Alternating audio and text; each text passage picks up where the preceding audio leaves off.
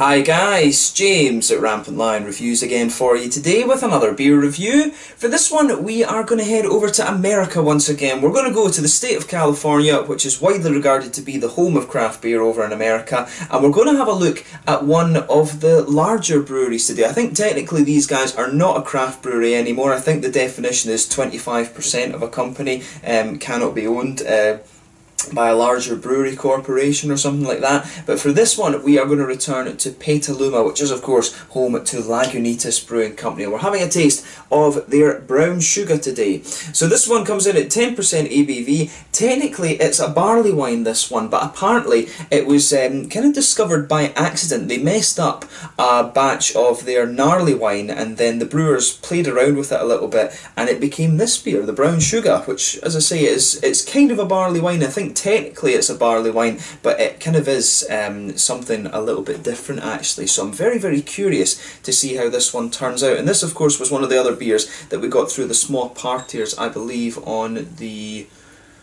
17th or so of November 2018 through Systembolaget here in Sweden. So like I say, should be a really interesting beer, this one. The last beer I had from Lagunitas that I reviewed on the channel for you was the Maximus, which was their double IPA. I reviewed that back in 2015 and that was a really quite nice beer. So yeah, looking forward to this one, and as always I hope you guys enjoy my take on this beer. So anyway, as is usual with my reviews then, I'll tell you a little bit about the brewery. If you want to get straight to the tasting, just fast forward.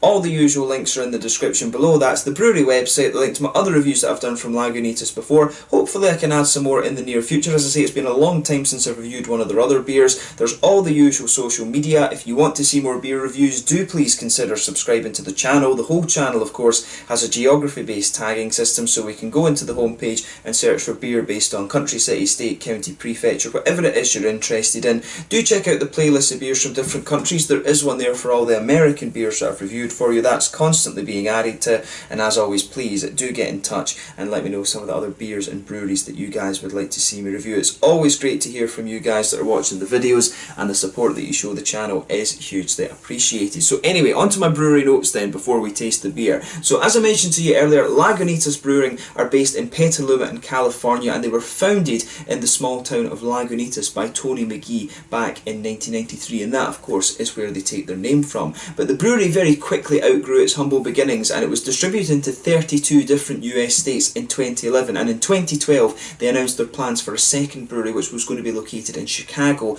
over in Illinois, and this would take the brewery's capacity up to 600,000 barrels of beer per year. But this brewery began production in April of 2014 and an on-site tap room was added soon after this, and as of 2014 they were the 5th best selling brewery in the UK. In September of 2015 though, Heineken International from the Netherlands purchased a 50% stake in the brewery, and this meant an increase in the brewery's international operations. But this move was very controversial amongst fans of the brewery, because McGee had previously stated that he would never sell the company, but he sold half of it to Heineken, and I believe that Heineken have actually upped their stakes in that since 2015. So I'm not sure exactly what percentage of it is owned by Heineken now, but I think this is mainly a Heineken owned operation these days. So yeah, there is, as I say, there's a little bit of controversy surrounding that. There's this whole thing, it's all about economics and kind of political ideologies and stuff, but to be honest, I'm just here to drink the beer. This is one that I was very curious about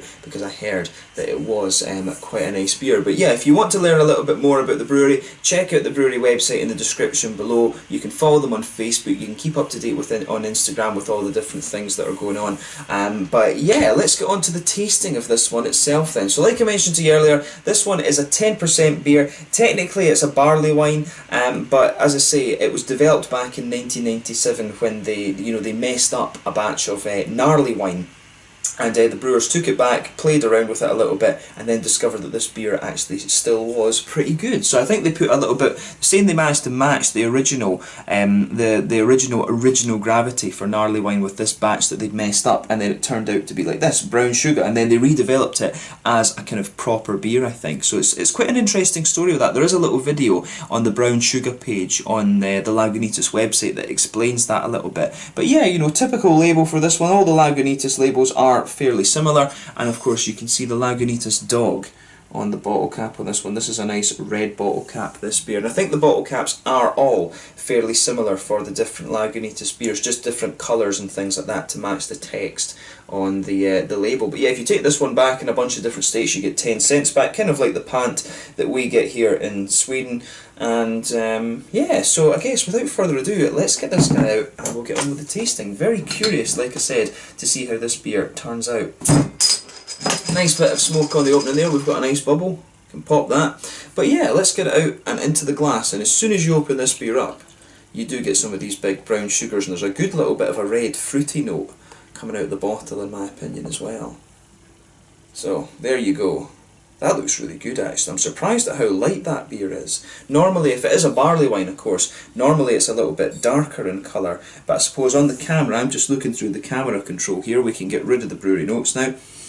Normally, as I say on the camera, you guys can see it as quite a kind of mahogany colour. If I hold it up to the light, it does actually hold that, but to me, as I say, I've never seen a barley wine that's quite that clear or quite that light, to be honest with you. There's I would say a finger and a half of a frothy, sort of creamy beige, very light fawn coloured head, something like that. One or two big bubbles sticking towards the side of the glass, but for the most part this beer is completely transparent. If I put my fingers behind the glass, you can see there on the camera that it is pretty damn clear that. But I think a good descriptor for the colour of this one is definitely mahogany. But yeah, it looks like a really nice beer this. So let's take a closer look at the aroma and just see how we get on with this one. It's, you know, it's a little bit light for a sort of barley wine type beer in my experience, but colour doesn't matter so much as long as it tastes good, that's the main thing.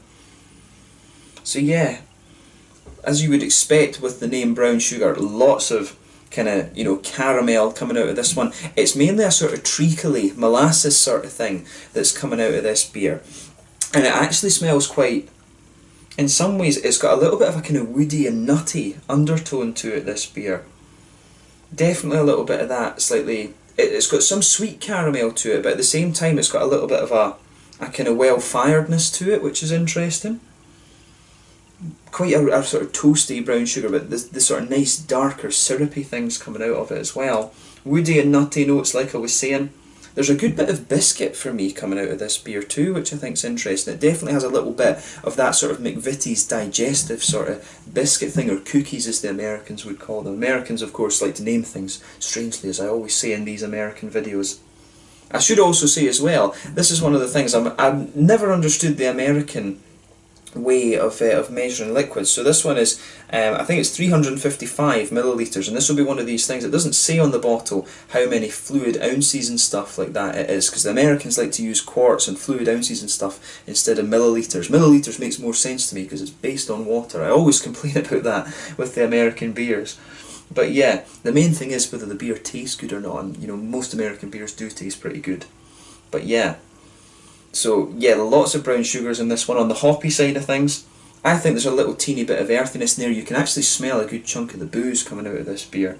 And of course that will be covered up by the brown sugars and the flavour. But yeah, nice little bit of, there is a little touch of earthiness there, some floral and grassy notes.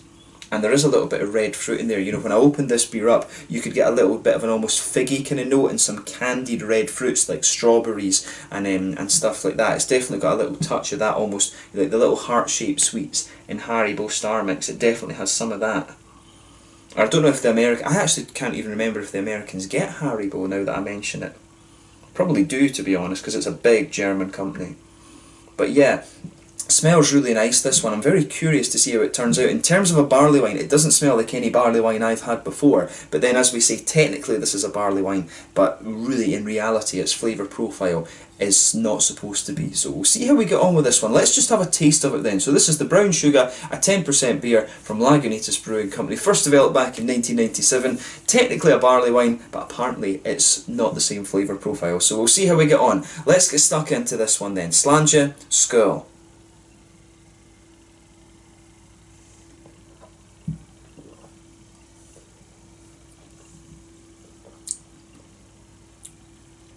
Yeah, it's really unusual, that. I'm not sure even what to make of that, to be honest. I don't think I've ever had a beer that tastes like this.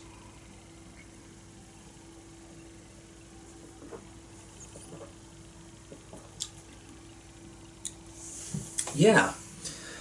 In some ways, I mean, and this is probably one of the differences again, when the Americans get hold of sort of old world beer styles, if you like, it tends to be, I mean, when I've tried the Scotch ales, for example, style that I'm very familiar with, the American Scotch ales always tend to be a little bit sugary in their malt base. They always tend to be a little bit sweeter and also a little bit fruitier.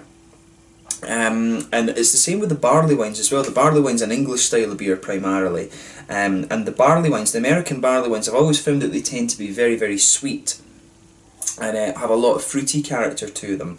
This one, to me, it's interesting because it's almost like it's an American brewed English style barley wine. This one, to me, it still retains that sort of barley wine quality, I think, but it's more like an English barley wine. It's got a little bit more of a kind of grainy, sort of bready thing to it, rather than being full out sweet caramel. I think it's quite unusual that, to me, it reminds me, if I blind tasted this, I would think it's an English barley wine rather than an American beer. This probably, if I didn't know anywhere that it was coming from, I would think this is an English barley wine with a blind taste.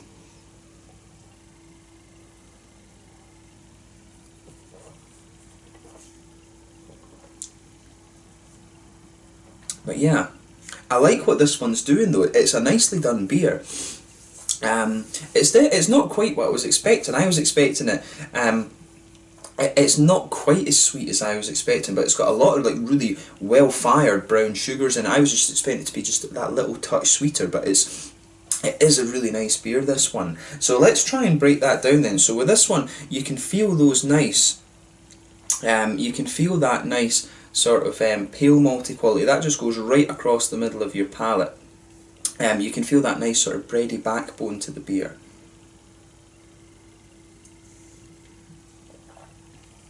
It's almost a little bit like a sort of brown bready note.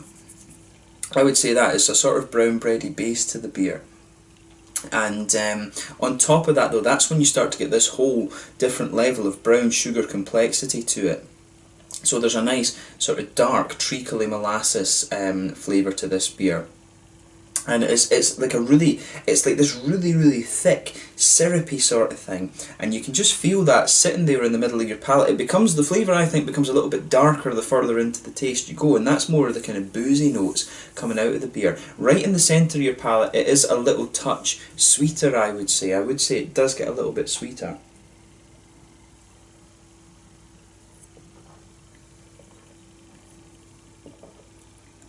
Yeah.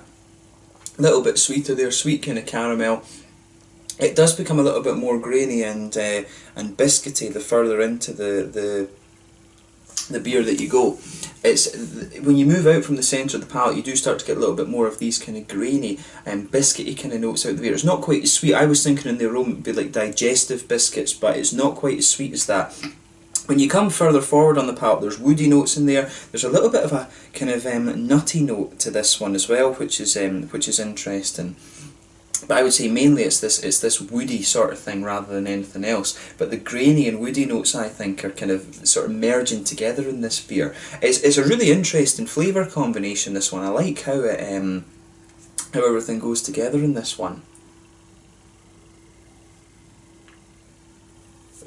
And as I say, the flavour profile of this, it really does remind me a little bit of some of the English traditional beers. It's got that bready, grainy, woody sort of thing to it, that's kind of forming the linchpin of the beer, but a lot of dark brown sugars on top of that. I'm very surprised at how this one turned out, actually. I did expect something that was sweeter than this, because the brown sugars are quite dark and quite well fired, to be honest with you, in this beer.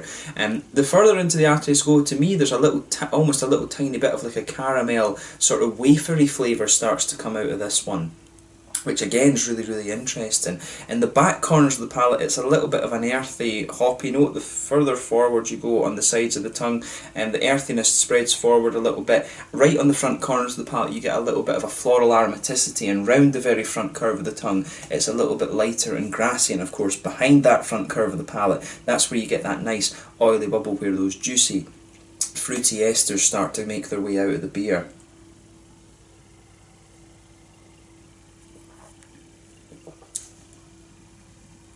Yeah, so I would say in terms of the fruitiness on this one, it's hard to pick out actually.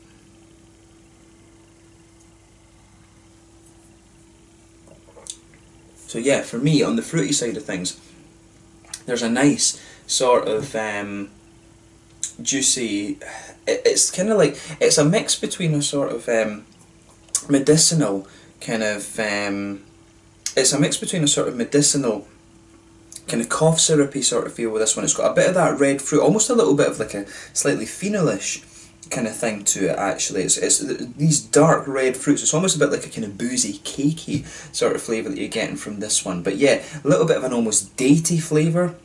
There's not really raisin or kind of plummy sharpness to this one. There is a little bit of a kind of candied red fruit, like the little heart-shaped sweets in the Haribo Star Mix, and a little bit of a figgy flavour too. The further into the aftertaste you go, the more sort of dark and kind of boozy and cakey this beer actually gets, in my opinion. But as I say, I like how everything's going together in this one, and you know, when you've reviewed like 1,500 beers, you do want things that are going to test your palate a little bit.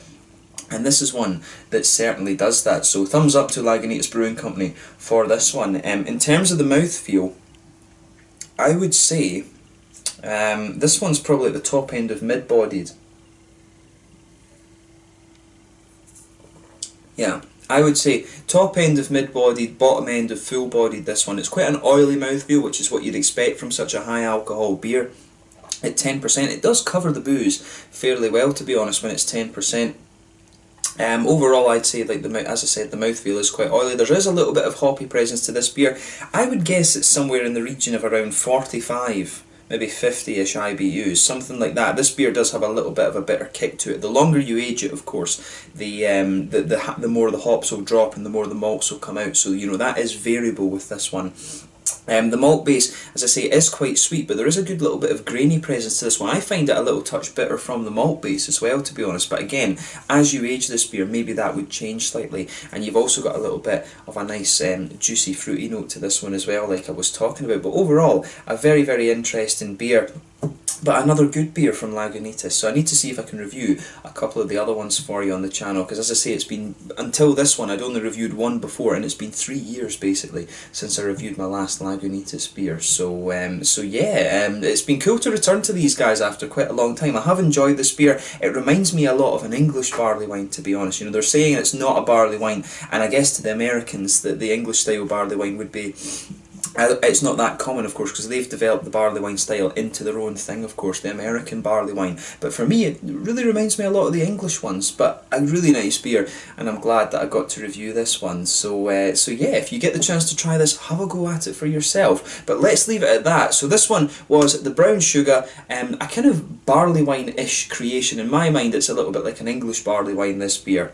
From Lagunitas Brewing Company, originally from Petaluma in California, or originally from Lagunitas in California, I should say. They moved to Petaluma, but really interesting beer, this one, and I was glad that I got to review it. So once again, thank you for watching my beer reviews. Until the next time, please like, subscribe, share, all the usual YouTube stuff. Let me know your own thoughts on this beer in the comment section below. Let me know what your favourite beers are from Lagunitas Brewing Company as well, and hopefully I can return to these guys in the fairly near future. Make sure you check out my social media, and I will catch you guys soon with more beer reviews. Make sure you have a go at this one. This was available through the small partiers in Systembolaget here in Sweden in November of 2018, and this one is fairly regular as well. I'm sure it comes out like every year, so yeah, you've got a few opportunities to get a hold of this. But thanks again for watching, and I will catch you guys very soon. Cheers.